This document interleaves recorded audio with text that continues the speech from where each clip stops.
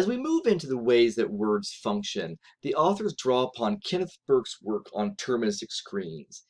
The idea being that the sort of words we use, they form a screen through which we recognize certain events and filter out others. And when he talks about terministic screens, Burke has a chapter he's written on. It's a very lovely piece, actually. And he said that he found one day in a drawer a series of colored lenses. I think they were for cameras, perhaps. And he found that when you held one up to the light, the red one, everything that was light colored was red. And of course, if it was not red, but it was a strong color, it was black, and everything that was red faded in with sort of everything else. And then as you look through each lens, again, certain things were highlighted, certain things disappeared, certain things changed characteristics completely. And so the language we use, Burke says, is like that.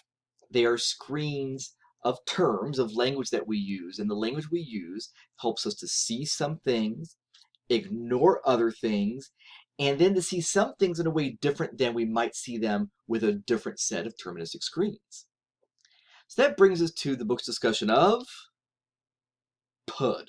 I think it's one of the worst acronyms in the world, but there it is. It's the patriarchal universe of discourse. And in defining it and discussing it, the book offers this line, which I thought was sort of nice, that it tends to hide the exercise of male privilege. So hiding the exercise of male privilege, that it just screens a set of words that we all come to use, male and female alike, we come to use, and we often do not think about how those words represent male privilege. So I'm going to give you a set of words, and I apologize. Most of these are not nice words or nice expressions, and I apologize for that, but this is what it is.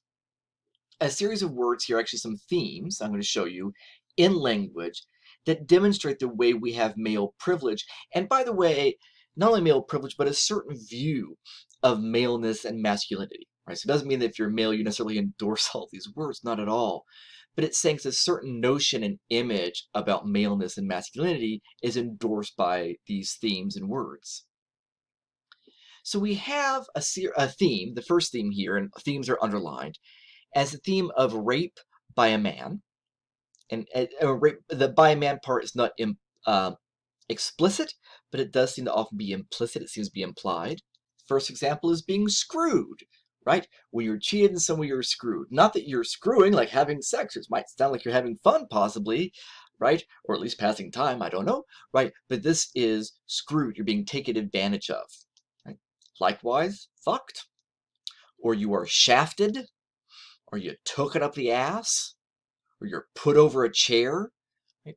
All these are references to really about being raped, and presumably by a male, not necessarily, but it's presumed by the language.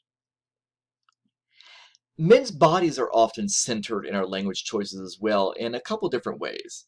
So first off, somebody has a big swinging dick, male or female. Actually, I have a friend who talked one day about somebody at work, and he came in and was sort of posturing, and she had a position above him, and she said that he sort of tried to show off that maybe he had at least as much status as she did. And then she had to, put him back a little bit. And she said, I felt, what she said was, metaphorically, it was like, oh, if you want to pull up dick sizes, let's go ahead and do it, right? But there is that sort of, that sort of way of thinking about the big swinging dick, having big balls, right? About being brave or courageous. And if you don't have them, you should grow a pair, right? They usually mean ovaries, they usually mean testes, right? You should take it like a man, right? That men knowing how to take things. Presumably here, this is not a rape metaphor so much as just taking a punch or a hit like a man. Right? You should put hair on your chest. Again, hair on a man's chest, much more accepted than hair on a woman's chest culturally. Or you should simply man up.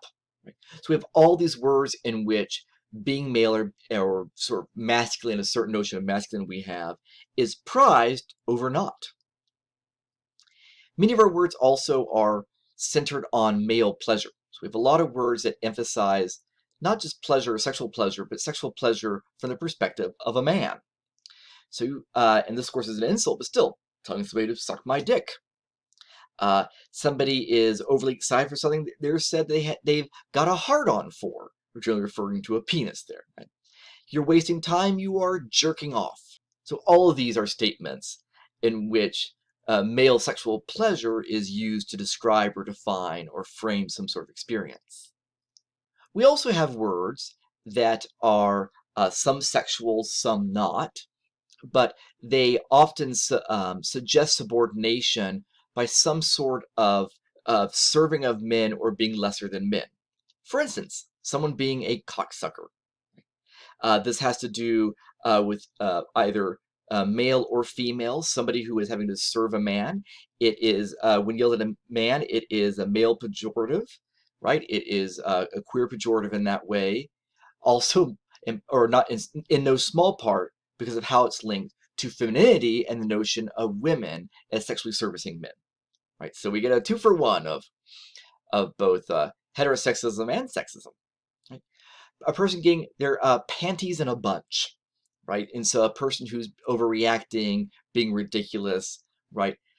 This feminine word for underwear applied to the experience, right? Being, well, there you are. I don't think I can quite say the word you want, right? Right, that means just being weak, not being strong enough, being afraid, right? Someone's annoying is being a douche, right? Sort of interesting. This, the notion of a product applied to a woman's vagina is probably how this is being used here, right? Thought of as being a bad thing. And then we get this one. Never quite get my head around how is being a dick a bad thing when penises are always good. I admit this one can never quite figure out. If you've got some ideas, by all means, email me.